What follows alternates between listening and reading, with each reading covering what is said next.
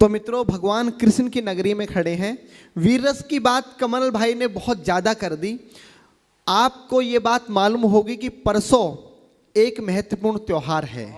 25 दिसंबर को गीता जयंती है और इस अखिल ब्रह्मांड का सबसे बड़ा ग्रंथ लिखने वाला, सबसे बड़ी कविता लिखने वाले व्यक्ति इस मथुरा की धरती पर अवतरित हुए हैं। तो आज मैं गीता की बात इस मंच के माध्यम से करना चाहता हूं। वीर रस की बातें कर दी। मैं चाहता हूं तो मेरे पास में तालियों का विस्फोट वाली इतनी कविता है कि आपकी तालियां बंद नहीं होंगी, लेकिन मथुरा की धरती पर खड़े होकर मैं अपने कर्तव्य से वंचित नहीं हो सकता। तो मैं आपको अपना सर्वश्रेष्ठ देकर जाऊंगा, जो मेरे जीवन की सर्वश्रेष्ठ कविता है। और वो YouTube पर अभी कहीं नहीं है, मैंने सारे YouTube चैनल से हटवा दी है। अगर पहली बार वो कविता डलेगी तो वो विश्वान न्यूज चैनल से डलेगी। भैया ठीक से रिकॉर्ड करवा लेना, मैं पूरे मन के साथ गीता वाली कविता को सुनूंगा। एक बार जोरदार तालियां बजाकर मुझे आदेशित करें, जितना आपका मन करेगा उतनी देर कविता पढ़ूंगा, उससे अलग नहीं करूंगा। बाबूजी आपको चरण स्पर्श करते हुए मैं कविता पाठ शुरू करता हूं। आदरणीय डॉक्टर साहब बैठे, मैंने बहुत सारे अतिथि देखे। चौधरी साहब बैठे हैं, डॉक्टर साहब बैठे हैं। अतिथि आते हैं, दीप जलाते हैं और चले जाते हैं। पहले कवि से लेके अंतिम कवि तक बैठकर कवि सम्मेलन सुनने वाले मैं पूरे जीवन में पहले अतिथि देख रहा हूं। एक बार जोरदार तालियां डॉक्टर अशोक जी के सम्मान में बजाएं। मैं दादा शुरू करता हूं। स्वागत भैया। जब भगवान श्री कृष्ण कौरवों के पास गए तो उन्होंने कहा, अगर आप आधा राज्य नहीं दे सकते तो केवल 5 ग्राम दे दीजिए। और इतना बड़ा हस्तिनापुर का साम्राज्य है, 5 गांव देना कोई बड़ी बात नहीं है। मैं 5 गांवों पर पांडवों को मना लूंगा और इस भीषण विध्वंस को दुर्योधन टाला जा सकता है। पर दुर्योधन ने भगवान श्री कृष्ण को अपमानित करके भगा दिया और बोल दिया कि ग्वाले यहां से भाग जा और उन 5 व्यक्तियों को बता देना कि बिना युद्ध के मैं सुई की नोक बराबर भी जमीन नहीं दूंगा। भगवान ने युधिष्ठिर से आके कहा कि अब तुम्हारे सामने युद्ध ही शेष है, वरना तुम्हारे पास कुछ नहीं बचता। और यहां से पंक्तियां जन्म लेती है। कुरुक्षेत्र का मैदान है, एक तरफ कौरवों की सेना है कमल, एक तरफ पांडवों की सेना है। यहां से कविता जन्म लेती है कि तलवार धनुष। मैं भी बहुत लंबे समय बाद डॉक्टर साहब ये कविता पढ़ रहा हूं। जहां आपका मन करे भैया वहां पर आपका स्नेह प्यार मुझे मिले। मैं भैया शुरू करता हूं। बहुत अच्छे भैया। कि तलवार धनुष और पैदल सैनिक कुरुक्षेत्र में खड़े हुए। एक बिंब बनाता हूं, चित्र बनाता हूं कि तलवार धनुष और पैदल सैनिक कुरुक्षेत्र में खड़े हुए। रक्त पिपासु महारथी एक दूसरे सम्मुख अड़े हुए। कई लाख सेना के सम्मुख पांडव 5 बिचारे थे। एक तरफ थे योद्धा सब, एक तरफ समय के मारे थे। महासमर की प्रतीक्षा में, महासमर की प्रतीक्षा में सारे ताक रहे थे जी। और पार्थ के रथ को स्वयं केशव हाँक रहे थे जी। बहुत बस इतना आपका प्रेम मिलेगा तो मेरा काम चल जाएगा, क्योंकि जो बड़ी कविता होती है वो तालियों की मोहताज नहीं होती। कि और पार्थ के रथ को स्वयं केशव हाँक रहे थे जी। रणभूमि के सभी नजारे देखने में कुछ खास लगे। माधव ने अर्जुन को देखा, अर्जुन उन्हें उदास लगे। कुरुक्षेत्र का महासमर एक पल में तभी सजा डाला। 5 जन्य उठा कृष्ण ने मुख से लगा बजा डाला। हुआ शंखनाद जैसे ही सबका गर्जन शुरू हुआ। रक्त बिखरना हुआ शुरू और सबका मर्दन शुरू हुआ। कहा कृष्ण ने उठ पार्थ, कहा कृष्ण ने उठ पार्थ और एक आंख को मीच जरा। गांडी पर रख बाणों को, प्रत्यंचा को खींच जरा। और आज दिखा दे रणभूमि में, आज दिखा दे रणभूमि में योद्धा की तासीर। यहाँ इस धरती पर कोई नहीं अर्जुन के जैसा वीर। यहाँ इस धरती पर कोई नहीं अर्जुन के जैसा वीर। यहाँ सुनी बात माधव की तो अर्जुन का चेहरा उतर गया। सुनी बात माधव की तो अर्जुन का चेहरा उतर गया। एक धनुर्धारी की विद्या मानो चूहा उतर गया। बोले पार्थ सुनो कान्हा, बोले पार्थ सुनो कान्हा, जितने ये सम्मुख खड़े हुए हैं हम तो इनसे सीख सीख कर सारे भाई बड़े हुए हैं। इधर खड़े बाबा भीष्म ने मुझको गोद खिलाया है। गुरु द्रोण ने धनुष बाण का सारा ज्ञान सिखाया है। सभी भाई पर प्यार लुटाया कुंती मात हमारी ने, कमी कोई नहीं छोड़ी थी प्रभु माता गांधारी ने। ये जितने गुरुजन खड़े हुए हैं सभी पूजने लायक हैं। माना दुर्योधन दुशासन थोड़े से नालायक हैं। मैं अपराध क्षमा करता हूं, अरे मैं अपराध क्षमा करता हूं। बेशक हम ही छोटे हैं, ये जैसे भी हैं, आखिर माधव सब ताऊ के बेटे हैं। बहुत बहुत आभार कि जैसे भी हैं। बहुत बढ़िया डॉक्टर साहब कि जैसे भी हैं आखिर माधव सब ताऊ के बेटे हैं और छोटे से भूभाग की खातिर हिंसक नहीं बनूंगा मैं। इंद्रप्रस्थ के इतने बड़े राज्य को एक धर्म से भटका हुआ योद्धा अर्जुन एक जमीन का टुकड़ा बताता है और भगवान से कहता है कि छोटे से भूभाग की खातिर हिंसक नहीं बनूंगा मैं, छोटे से भूभाग की खातिर हिंसक नहीं बनूंगा मैं, स्वर्ण ताकर अपने कुल का विध्वंसक नहीं बनूंगा मैं। अरे खून सने हाथों को होता राजभोग अधिकार नहीं, परिवार मारकर गद्दी मिले तो सिंहासन स्वीकार नहीं, परिवार मारकर गद्दी मिले तो सिंहासन स्वीकार नहीं। और रथ पर बैठ गया अर्जुन, रथ पर बैठ गया अर्जुन, मुंह माधव से मोड़ दिया, रथ पर बैठ गया अर्जुन, मुंह माधव से मोड़ दिया, आंखों में आंसू भरकर गांडीव हाथ से छोड़ दिया। बहुत जिंदाबाद दिया। आंखों में आंसू भरकर गांडीव हाथ से छोड़ दिया।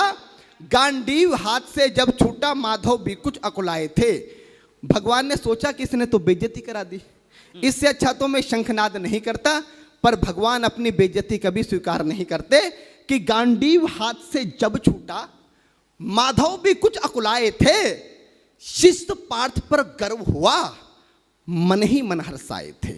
भगवान ने सोचा इसका सब कुछ जा रहा है, लेकिन ये अब भी परिवार की बात कर रहा है, संस्कार की बात कर रहा है, तो कहीं ना कहीं मेरे संस्कार हैं कि गांडीव हाथ से जब छूटा माधव भी कुछ अकुलाए थे। शिष्य पार्थ पर गर्व हुआ, मन ही मन मुस्काए थे। मन में सोच लिया अर्जुन की बुद्धि ना सड़ने दूंगा, समर भूमि में पार्थ को कमजोर नहीं पड़ने दूंगा।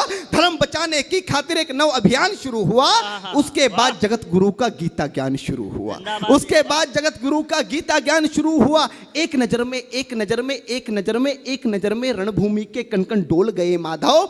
टकटकी बांधकर देखा अर्जुन, एकदम बोल गए माधव, पार्थ मुझे पहले बतलाते, ए पार्थ मुझे पहले बतलाते, मैं संवाद नहीं करता, पार्थ मुझे पहले बतलाते, मैं संवाद नहीं करता। तुम सारे भाइयों की खातिर कोई विवाद नहीं करता। पांचाली के तन पर लिपटी साड़ी खींच रहे थे वो, दोषी वो भी उतने ही हैं, जबड़ा भींच रहे थे जो। घर की इज्जत तड़प रही, कोई दो टूक नहीं बोले। पौत्र बहू को नगन देखकर गंगा पुत्र नहीं खोले। तुम कायर बनकर बैठे हो, ये पार्थ बड़ी बेशर्मी है। संबंध उन्हीं से निभा रहे जो लोग यहाँ अधर्मी है। हे पांडु के पुत्र, अरे हे पांडु के पुत्र, धर्म का कैसा कर्ज उतारा है। अरे शोले होने थे आंखों में पर बहती जलधारा है। शोले होने थे आंखों में, शोले होने थे आंखों में, शोले होने थे आंखों में, शोले थे होने आंखों में, शोले होने थे आंखों में पर बहती जलधारा है।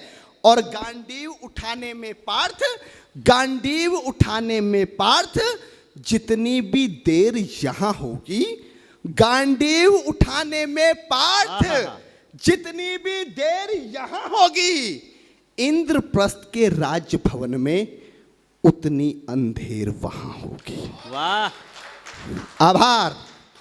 कविता को समझने वाले लोग बैठे हैं, कम लोग अगर कविता समझने वाले हों तो कवि की सार्थकता होती है। गांडीव उठाने में पार्थ जितनी देर यहां होगी, इंद्रप्रस्थ के राजभवन में उतनी अंधेर वहां होगी। इंद्रप्रस्थ के राजभवन में अधर्म धर्म की गहराई में खुद को नाप रहा अर्जुन, अधर्म धर्म की गहराई में खुद को नाप रहा अर्जुन। अश्रुधार फिर तेज हुई और थर थर कांप रहा अर्जुन। हे पार्थ मुझे बतलाओ, कुलनाशक कैसे बन जाऊं, रक्त सिंहासन लाशों पर मैं शासक कैसे बन जाऊं। कैसे उठेंगे कर उन पर जो कर पर अधर लगाते हैं। कर का मतलब होता है हाथ, अधर का मतलब होता है होठ। जो मेरे हाथों को चूमते हैं उस पर हाथ कैसे उठाऊं, कि कैसे उठेंगे कर उन पर, कैसे उठेंगे कर उन पर जो कर पर अधर लगाते हैं। करने को जिनका स्वागत ये कर भी स्वयं जुड़ जाते हैं। इन्हीं करों ने बाल काल में सबके पैर दबाए हैं, इन्हीं करों को पकड़ करों में पितामह मुस्काए हैं। अपनी बाणों की नोक जो इनकी ओर करूंगा मैं, केशव मुझको मृत्यु दे दो उससे पूर्व मरूंगा मैं। केशव मुझको मृत्यु दे दो उससे पूर्व मरूंगा मैं। बाद युद्ध के मुझे ना कुछ भी पास दिखाई देता है माधव, इस रणभूमि में बस नाश दिखाई देता है। जिंदाबाद।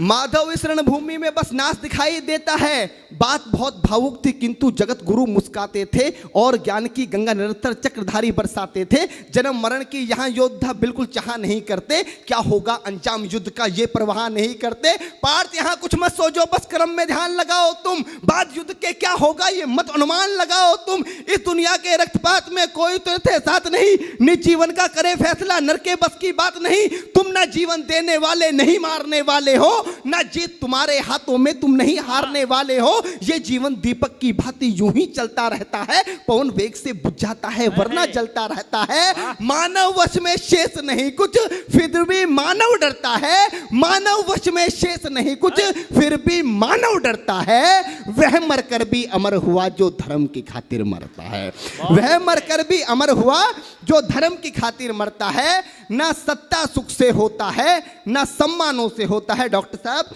अभी यहां पर शहीदों की बात की, दुनिया का सबसे बड़ा सम्मान क्या होता है? पार्थ ने गीता में अर्जुन को बताया कि ना सत्ता सुख से होता है ना सम्मानों से होता है, जीवन का सार सफल केवल बस बलिदानों से होता है। जीवन का सार सफल बेहद बस बलिदानों से होता है और देहदान योद्धा ही करते हैं। जब हमारे सेना के जवान पुलिस के जवान अपनी शहादत देते हैं तो उनको झंडे में लपेट कर लाया जाता है, ये सबसे बड़ा सम्मान है। वही पंक्तियां माधव ने कहा कि ना सत्ता सुख से होता है ना सम्मानों से होता है। मेरे जीवन की डॉक्टर साहब सर्वश्रेष्ठ पंक्तियां दे रहा हूं अपने जीवन की कि ना सत्ता सुख से होता है ना सम्मानों से होता है, जीवन का सार सफल केवल बस बलिदानों से होता है। और देहदान देहदान योद्धा ही करते हैं, देहदान योद्धा ही करते हैं, ना कोई दूजा जाता है। देहदान योद्धा ही करते हैं ना कोई दूजा जाता है। रणभूमि में वीर मरे तो शव भी पूजा जाता है।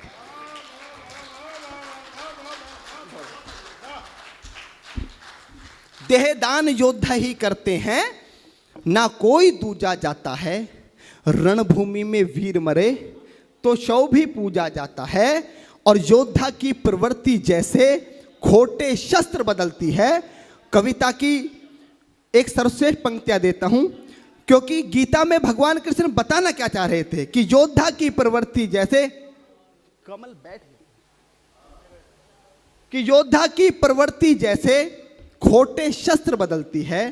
पंक्ति पर आपका ध्यान चाहूंगा कि योद्धा की प्रवृत्ति जैसे खोटे शस्त्र बदलती है, वैसे मानव की दिव्य आत्मा दैहिक वस्त्र बदलती बहुत है। अच्छी बात, बहुत बढ़िया। वैसे मानव की दिव्य आत्मा दैहिक वस्त्र बदलती है। ये मान और सम्मान बताओ, जीवन के अपमान बताओ। उसके बाद अर्जुन कहता है कि ये मान और सम्मान बताओ, जीवन के अपमान बताओ। जीवन मृत्यु क्या है माधव, रण में जीवन दान बताओ। काम क्रोध की बात कही तो मुझको उत्तम काम बताओ। अरे खुद को ईश्वर कहते हो तो जल्दी अपना नाम बताओ, खुद को ईश्वर कहते हो तो जल्दी अपना नाम बताओ। इतना सुनते ही माधव का धीरज पूरा डोल गया। तीन लोक का स्वामी फिर बेहद गुस्से में बोल गया, अरे कान खोलकर सुनो पार्थ, मैं ही त्रेता का राम हूं। कान खोलकर सुनो पार्थ, मैं ही त्रेता का राम हूं। कृष्ण मुझे सब कहते हैं, मैं द्वापर का घनश्याम हूं। रूप कभी नारी का रखकर मैं ही केस बदलता हूं। धर्म बचाने की खातिर मैं अनगिन वेश बदलता हूं। विष्णु जी का दशम रूप में परशुराम मतवाला हूं। नाग कालिया के फन पे मैं मर्दन करने वाला हूं। बाकासुर और महिषासुर को मैंने जिंदा गाड़ दिया। बाकासुर और महिषासुर को मैंने जिंदा गाड़ दिया। नरसिंह बनकर धर्म की खातिर हिरण्याकश्यप फाड़ दिया। नरसिंह बनकर धर्म की खातिर हिरण्याकश्यप फाड़ दिया। और रथ नहीं कहीं भी चलता है, रथ नहीं कहीं भी चलता है, बस मैं ही आगे बढ़ता हूं। जब मैं गीता का 10वां अध्याय पढ़ रहा था तो 10वें अध्याय पर पूरी दुनिया का मैनेजमेंट कुर्बान किया जा सकता है, पर पूरी दुनिया का मैनेजमेंट मात्र 2 मिनट 2 पंक्तियों में समेटा कि ना कि कान खोलकर सुनो पार्थ, मैं ही त्रेता का राम हूँ। कृष्ण मुझे सब कहते हैं, मैं द्वापर का घनश्याम हूँ। रूप कभी नारी का रख कर मैं ही केस बदलता हूँ। धर्म बचाने की खातिर मैं अनगिन वेश बदलता हूँ। विष्णु जी का 10वें रूप में परशुराम मतवाला हूँ। नाग कालिया के फन पे मैं मर्दन करने वाला हूँ। बाकासुर और महिषासुर को मैंने जिंदा गाड़ दिया। नरसिंह बनकर धर्म की खातिर हिरण्यकश्यप फाड़ दिया। और रथ नहीं तनिक भी चलता है, बस मैं ही आगे बढ़ता हूं। गांडीव हाथ में तेरे है, पर रणभूमि में मैं लड़ता हूं। कि रथ नहीं तनिक भी चलता है, बस मैं ही आगे बढ़ता हूं। गांडीव हाथ में तेरे है, पर रणभूमि में मैं लड़ता हूं। जैसे ही मेरे माधव का कद थोड़ा सा बड़ा हुआ, सहमा सहमा सा था अर्जुन एकदम रस से खड़ा हुआ। माँ गीता के ज्ञान का सीधा हृदय पर प्रहार हुआ। मृत्यु के आलिंगन हेतु फिर अर्जुन तैयार हुआ। मृत्यु के आलिंगन हेतु फिर अर्जुन तैयार हुआ कि जितने यहाँ अधर्मी हैं चुन चुन कर उन्हें सजा दूंगा। इतना रक्त बहाऊंगा धरती की प्यास बुझा दूंगा। जिधर बाण चले पार्थ के सब पीछे हट जाते थे। रणभूमि के कोने कोने लाशों से पट जाते थे। धर्मराज के शीश के ऊपर राज मुकुट की छाया थी। भगवान ने युद्ध जितवा दिया। युधिष्ठिर का राज अभिषेक हुआ। कविता की अंतिम 2 पंक्तियां कि धर्मराज के शीश के ऊपर राज मुकुट की छाया थी, पर सारी दुनिया जानती थी ये बस केशव की माया थी। कि धर्मराज के शीश के ऊपर राज मुकुट की छाया थी, पर सारी दुनिया जानती थी ये बस केशव की माया थी। और धर्म किया स्थापित जिसने, धर्म किया स्थापित जिसने, दाता दया निधान की जय। हाथ उठाकर सारे बोलो चक्रधारी भगवान की जय। जिंदाबाद। वाह वाह वाह।